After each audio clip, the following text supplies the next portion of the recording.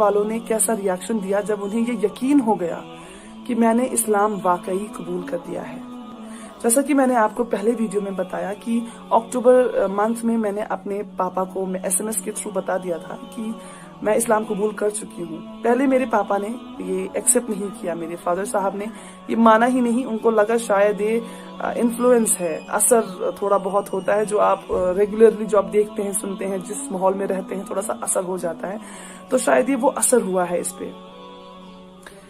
लेकिन मैं अपने डैड को सीधे बोलती रही, पापा मुझे किसी चीज का असर वसर नहीं हुआ है, मैं इन्फ्लुएंस में नहीं हूँ, मैं सच में इस्लाम कबूल कर चुकी हूँ और मैं इस्लाम नहीं छोड़ूंगी। अब मेरे पापा मुझे समझाने लगे कि बेटा मैं हर दिन की इज्जत करता हूँ, हर दिन बहुत खूबसूरत है और इस्लाम बेहद खूबसूरत रिलीजन है, लेकिन आप अपना धर्म छोड़कर किसी और धर्म को अपना लें, ये सही नहीं है। आप अच्छी बातें उठाएं इस्लाम से, अपनाएं अपनी जिंदगी में, लेकिन पूरी तरह मुसलमान ना बन जाएं। मैं अपने पापा से कहती रही, नहीं मुझे इस्लाम में ही रहना है पापा, मैं इस्लाम नहीं छोड़ूंगी चाहे कुछ भी हो जाए। 12 अक्टूबर 2012 जो मेरे पापा के साथ आखिरी बात हुई है, माफ कीजिएगा अगर थोड़ा बहुत रो दूंगी मैं, क्योंकि जब भी इस बारे में बात करती हूँ, जब भी याद आता है, क्योंकि मेरे पापा और मैं बहुत मजबूत रिश्ता होता है बेटी और फादर का। खासकर बेटियां अपने फादर से ज्यादा लगाव रखती हैं, मेरे साथ भी कुछ वैसा ही था। तो 12 अक्टूबर 2012 को पापा ने मुझसे कहा, बेटा वापस आ जाइए, छोड़ दीजिए इस्लाम। और मेरा जवाब यही था कि पापा मैं आपसे कहती हूँ, आप पढ़िए इस्लाम, सिर्फ कुरान पढ़ लेने से नहीं, उसे समझने से, दिल से समझने से, उस नफरत से ना समझें कि इस्लाम ने मेरी बेटी को ले लिया, नहीं, पढ़ें कि इसमें ऐसा क्या था कि मेरी बेटी सब कुछ छोड़ने को तैयार है इस्लाम की खातिर। पापा ने आखिरी सवाल किया मुझसे, क्या ये आपका आखिरी फैसला है? मैंने कहा, जी पापा ये मेरा आखिरी फैसला है, मैं इस्लाम नहीं छोड़ूंगी। और मेरे पापा ने फोन काट दिया। अगले दिन बहन से फोन आया और पता चला कि जैसे ही पापा ने पिछले दिन मुझसे बात करने के बाद फोन काटा, पापा जमीन पे गिर पड़े हैं। पापा को हॉस्पिटल लिया गया है, पापा एडमिट रहे हैं वहां। 1 साल तक मेरे पापा ने कुछ खाया नहीं, कुछ पिया नहीं, ग्लूकोज पे रहे हैं वो। न जाने अल्लाह की क्या रहमत थी, अल्हम्दुलिल्लाह वो जिंदा रहे। और 1 साल पूरा किसी से बात नहीं की उन्होंने, किसी से भी बात नहीं। यहाँ तक कि जो उनकी हमसफर मेरी माँ है, उनसे भी कुछ नहीं कहा। वो सिर्फ मेरा नाम लेते थे और जैसे ही मेरा नाम लेते थे उनकी आंखों से आंसू गिरते थे। मेरी माँ मुझे मनाती रही, बहुत मनाती रही। मेरा भाई रोता रहा, गिड़गिड़ाता रहा मेरे सामने नहीं फोन पर, और कहता रहा, दीदी मैं अपनी पगड़ी उतार के तुम्हारे पैरों पे रखता हूँ, हमें कत्ल नहीं करो, वापस आ जाओ। मैं जवाब कुछ नहीं दे पाती थी, मैं सिर्फ रोती थी, दिन रात रोती थी। और इससे पापा को पता चलने के बाद, पापा ही वो थे जो कमाते थे घर में, मेरे पैसे जो पापा मम्मा मुझे खर्चा भेजते थे वो बंद कर दिया गया। आप सोचे, इतना बड़ा शहर बेंगलुरु, उसमें मैं एक अकेली लड़की, और पैसे बंद कर दिए घर वालों ने।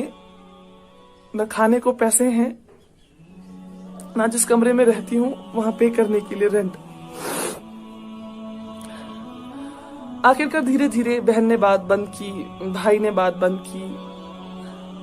माँ कोशिश में लगी रही कि शायद ये मेरी बात मान जाएगी और वापस आ जाएगी। माँ ने भी बात बंद कर दी जून 2013 में।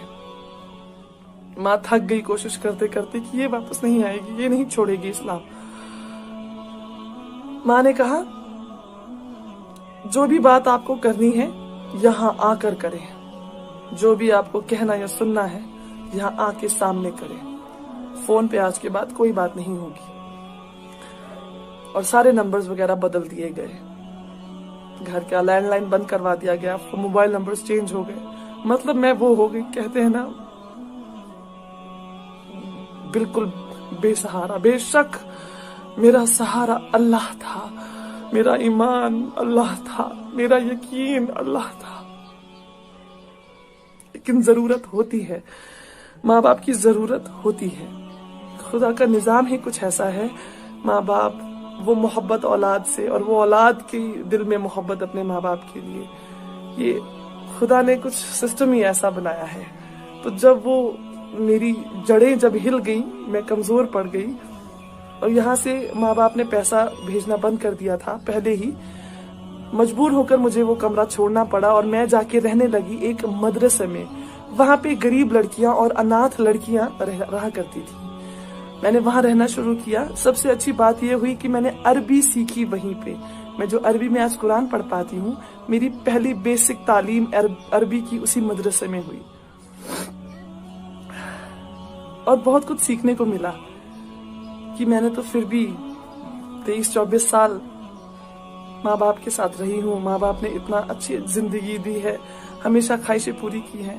वहां वो बच्चियां थी मदरसे में जिन्होंने बचपन से अपने माँ बाप को खोया है। कोई नहीं है उनका सिवाय अल्लाह के।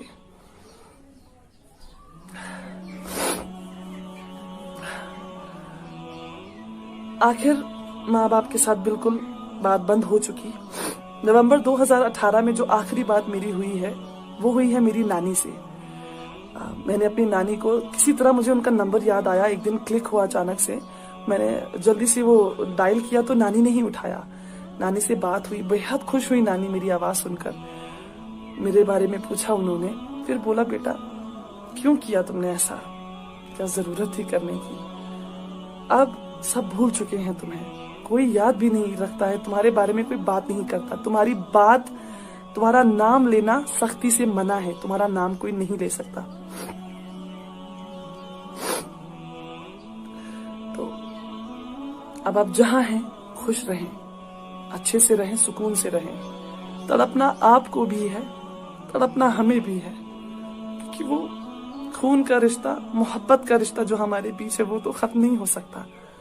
आपकी माँ को, आपके फादर साहब को आप याद आती हैं, बहुत याद आती हैं, लेकिन जो ये सोशल कंपल्शन होती है ना, जो सोसाइटी है बीच में, इसकी वजह से अलग हैं आप नहीं मिल पाएंगे अब उन्होंने मुझे एक बात और बोली, मेरी नानी ने उन्हें बोला, ख्वाब में भी यहाँ आने की जुर्रत नहीं करना। असली का तो छोड़ ही दे, आप ख्वाब में आने की जुर्रत नहीं करना।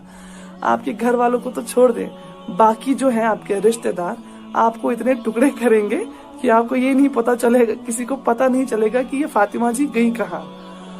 तो खैर, नानी से थोड़ी सी बात हुई, लेकिन अल्लाह को मंजूर था शायद कि मेरे जो मामा के बेटे हैं, उन्होंने नानी का फोन वगैरह चेक किया, मेरा नंबर ट्रू कॉलर पे देखा तो उन्हें पता चला ये मेरा नंबर है। तो नानी को भी थोड़ी सी सख्ती देखनी पड़ी, और फिर नानी ने एक और फोन किया मुझे कुछ सेकंड्स का और बोला, बेटा मुझे आज के बाद फोन नहीं करना, इनको पता चल गया है कि मेरी आपसे बात हुई थी। खैर, फिर कुछ साल, 1-1.5 साल पहले ही मैंने अपनी जो मेरी बहन है उनका फेसबुक अकाउंट से उनकी फ्रेंड को मैंने मैसेज किया। बहुत रिक्वेस्ट करने के बाद उनसे नंबर लिया, उनसे बात की। उनको ये यकीन नहीं आ रहा था कि मैं मेरी बहन ही हूँ या मैं कुछ अलग इंसान बात कर रही हूँ, क्योंकि हमारी आवाज सेम है। उन्होंने मुझे बताया कि दीदी, हमें तो पता ही नहीं है कि आप कोई बड़ी बहन भी हैं। हमें ये पता है कि वो है भाई है एक, मतलब मेरी छोटी बहन है, भाई है, लेकिन कोई ये नहीं जानता है कि इन दोनों की बड़ी बहन भी है। कोई नहीं जानता है। 6 साल में ऐसा खत्म कर दी गई है मेरी एग्जिस्टेंस वहां से। मुझे कोई अफसोस नहीं है, अल्हम्दुलिल्लाह।